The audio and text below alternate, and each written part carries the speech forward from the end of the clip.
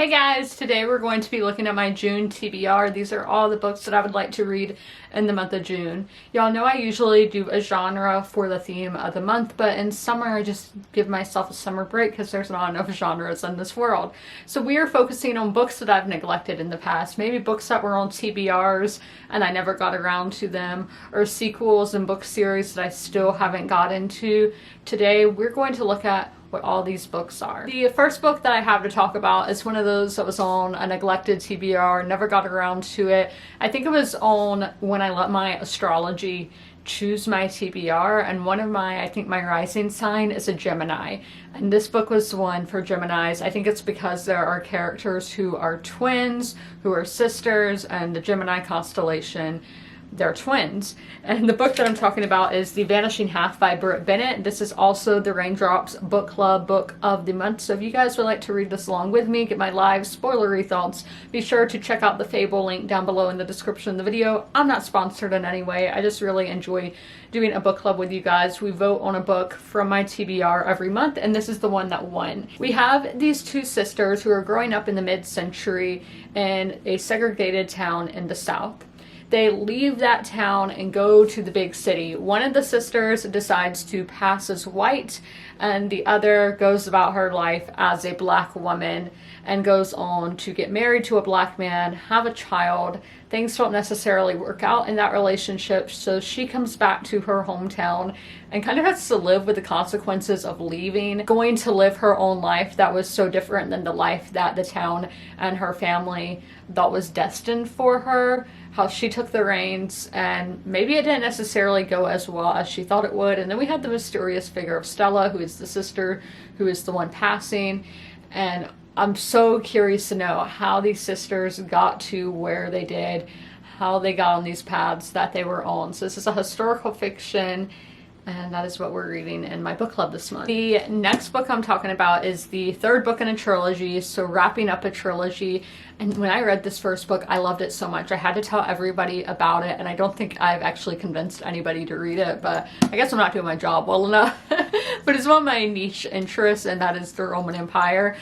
This one is The Road to Rome by Ben Kane, a novel of the Forgotten Legion. So if you don't know what the Forgotten Legion was, Rome was warring with Persia. These Roman soldiers kind of got sold or captured by the Persian army and got sent east to like China and that part of the world, Far East. And about, or at least one of, if not the main plot line, is about these soldiers who are Far East, just so far away from Rome. And then we have a character who is like a prostitute who is lover of Brutus, and she might have her own secret lineage, heritage. And I love the Roman Empire, and since I've seen Rome on HBO now, I think I'm gonna love this book so much more. Also, I think this series does a good job. If you haven't read one of the books in a while, it does a great job at reintroducing you to the story. Next is another one to wrap up a trilogy, and that is The Rise of Magicks by Nora Roberts. This is the Chronicles of the One, Book 3, and we do have some pretty cool dystopian invasions. So yes, this is a dystopian series.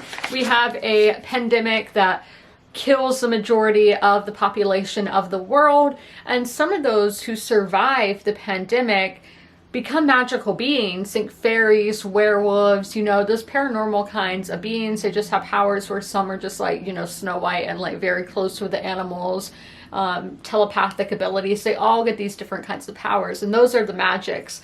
And obviously there's division. There's always going to be division in the world, sadly, whether we like it or not. And some people are against these magics. They think they're satanic and think they are just these awful beings, and they put the pandemic on the world. So they want to get rid of the magics, and they're going to be most likely going to war, because that's what humans and I guess magics like to do. Another book that I have neglected on getting to, I'm still adding a nonfiction and a graphic novel to my TBR every month, and this is the nonfiction for this month. I love a good hardback that doesn't have a jacket, like it just comes printed on the book. I love that. One of my things, the propaganda that I am falling for, that I approve of.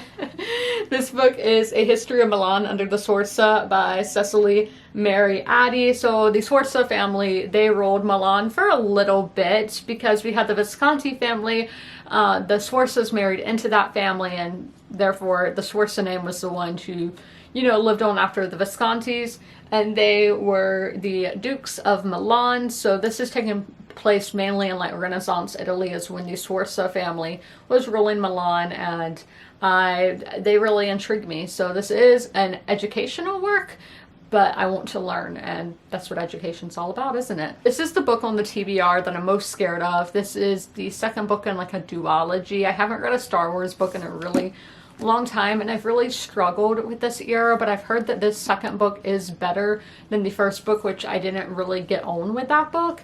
This one is Cataclysm by Lydia Kang. Star Wars The High Republic. I'm not really remembering a lot what the first book was about. So after the thrill and events of the High Republic convergence, the Jedi race to confront the path of the open hand and to end the forever war. Star Wars, that's what's always happening. We're trying to end a war. We're trying to end oppression and all of this. Like, we have a lot of war going on this month. Lastly, I have a massive graphic novel that I'm going to be picking up. Like, this is like It by Stephen King in size. This is Blankets by Craig Thompson, and it's a little no, it's not little. I think it's kind of a romantic one, and oh, look at that. It's kind of, I don't know if I'm supposed to take this off because it's kind of stuck there, but let's see what this is about. So wrapped in the snowfall of a blustery Midwestern winter, Craig Thompson's graphic novel memoir interweaves a coming-of-age high school romance with the tale of two brothers growing up in rural isolation. The young author wrestles with bullies, unravels his faith, searches for security, and finds his creative voice in the singular and utterly beautiful work. It's a choice to be reading this in June, but I don't own that many graphic novels, and as y'all know, I try to get to one every single month. But I love a coming-of-age story, and don't they look so cute? And then here's the back.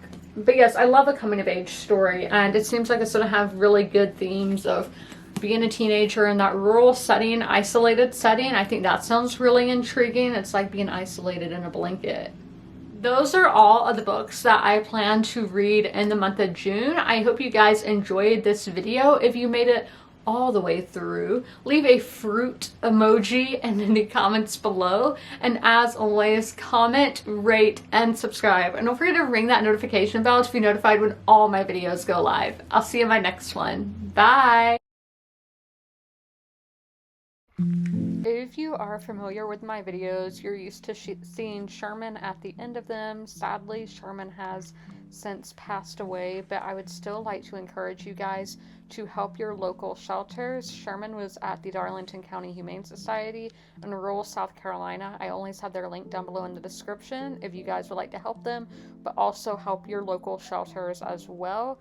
You can do that by donating, sharing posts like this one, volunteering, fostering, and adopting, which it's great to do all of those things. Great to help your community, great to help the animals in your community, and I cannot recommend it enough. All of my pets were rescues, they were strays or from animal shelters, and I love them so much, and I know how much love they can give, so knowing these pets at the shelter can equally give that much love, it's amazing. And y'all should totally take part and help out those local animal shelter pets, and please help them.